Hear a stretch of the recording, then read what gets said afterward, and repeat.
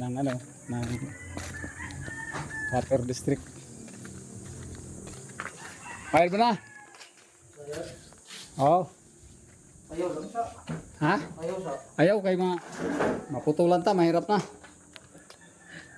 Magandang magbayad ta ng kuan. Nadali lang ako kasi nakalimutan ko eh. Alam lang kaya? 7 no? 7. Oo. 7.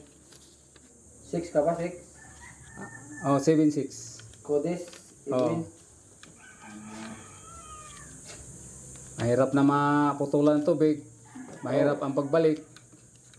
May bayad pati. May bayad pa, penalty. Oo. So, kailangan talaga natin yan na bayaran. 272. Taas na tubig mo ngayon. Ha? Taas na tubig nila.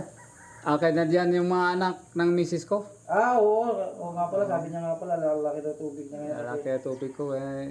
Dyan yung mga anak ko. 4 silang mga anak ng misis ko na pumunta dyan. Munti ko na nga makalimutan eh ko. Wala, 1 buwan pa lang naman po. Hindi pa naman ito mapapantakan. Ang pantakan 3 buwan, 4, ganyan. Ay, mahirap na. Mahirap na lumaki. Totoo. Ito nga, nakalimutan na nga. Maliit lang. Yan pa kaya paglaki na. 5,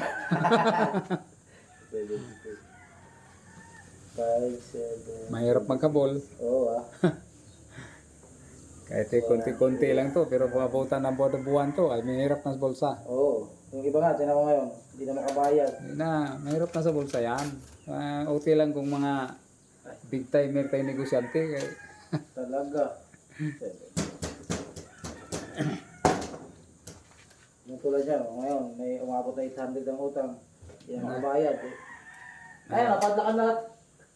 Yan, susi. Ayan, nakupadlak na yan. Oo. Ayun, yan ang hirap.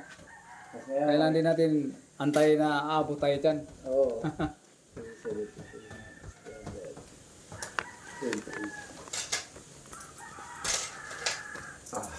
Okay, thank you. Set out mo na. Shout out! Vlogger ka na karon ha? Ha? Mag-vlogger ka karon? Tagal na ako nagpa-vlog, di lang ako nag-akuan kasi busy ako sa trabaho. Sige, kyo. Ito guys, nakabayad na tayo. Ay, di na tayo mangambang putulan ng tubig. Kahit konti lang yan, pero malaking bagay na rin yan pagdating ng oras na di natin mabayaran. Mas maganda talaga guys na sa lahat ng obligasyon natin, kailangan wala tayong palya pagbayad. So hanggang dito lang muna guys. Maraming